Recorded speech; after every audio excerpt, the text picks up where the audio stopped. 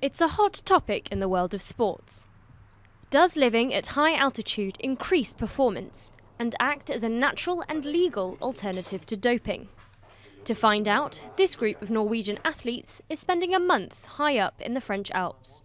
At high altitude there's less oxygen. The body responds by producing more red blood cells which transport it.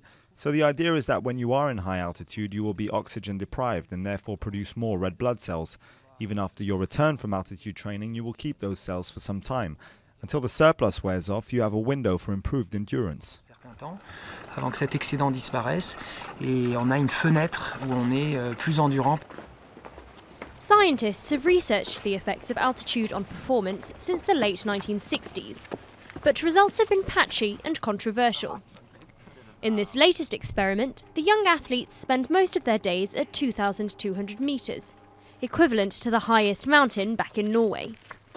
And they can already feel the impact. My pulse is really much higher. I feel that I'm getting exhausted a little bit faster, so it's important to go a little bit slower than normally. A control group is undergoing the same programme, only at a lower altitude. Everybody has constant medical checkups, including giving blood samples. Researchers hope that the direct comparison between the two groups will settle the question. But not everyone believes that altitude training is all that it's made out to be.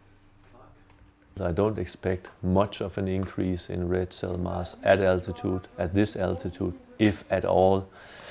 So I don't expect there to be a great difference, if at all, in terms of performance between the altitude group and the sea level group here in Chamonix either. After a month, the athletes return to Norway to undergo a battery of tests on their oxygen intake and blood cell count. Results are expected next year, when athletes will find out whether their most promising future involves living the high life.